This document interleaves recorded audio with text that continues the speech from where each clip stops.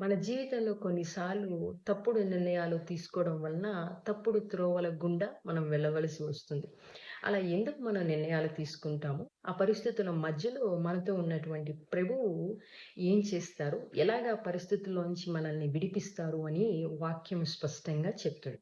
కీర్తనలు 23 మీరు చూసినట్లయితే గనక, యెహోవా నా కాపరి, నాకు లేమి కలుగదు అని మొదలై పచ్చిక గల చోట్లకి, శాంతికరమైన జలముల యొద్దకి, నీతి మార్గములలోకి ఆయనే నిన్ను నడిపిస్తాడు అని ఉంటుంది.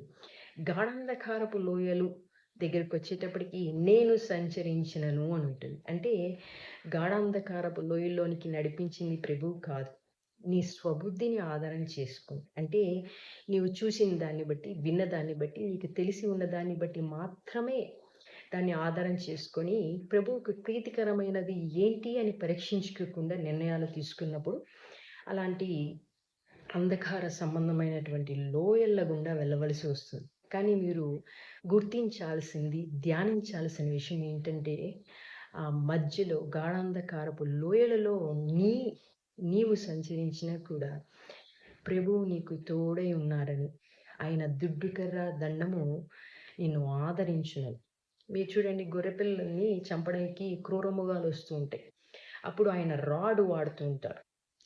అలాగే గొర్రె పిల్లలు కొన్నిసార్లు కాపరి దగ్గర నుంచి దూరంగా వెళ్ళిపోతూ ఉంటాయి. వాటిని పెద్ద కర్ర ఉంటుంది. స్టాఫ్ అంటారు ఇంగ్లీష్‌లో. దాన్ని దగ్గరగా ఇలా లాక్కుంటారు. ఇలాగ కొక్కెంలా ఉంటుంది. ఇలాగా పట్టుకొని దగ్గరికి లాక్కుంటాడనమాట. అలాగా నిన్ను ఆయన దుడ్డుకర్ర దండ ఆ పరిస్థితుల మధ్యలో ఆదరిస్తుంది. అంటే వాక్యమే. అంటే అక్కడితో ఆగిపోతాడా?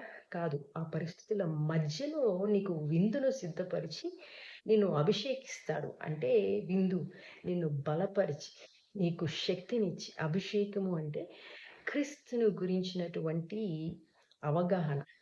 ఆయనకి నీ మీద ఉన్న ప్రేమను గురించి, ఆయన ప్రేమను గురించినటువంటి గ్రహింపు నీకు ఇచ్చి, అభిషేకం అంటారు. రివిలేషన్స్.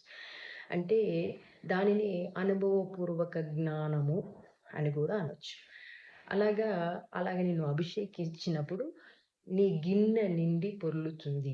అంటే అప్పుడు నీవు పొర్లే స్థితిలోనికి, ఆశీర్వాదపు స్థితిలోనికి నిన్ను ఆయన నడిపిస్తాడు అని.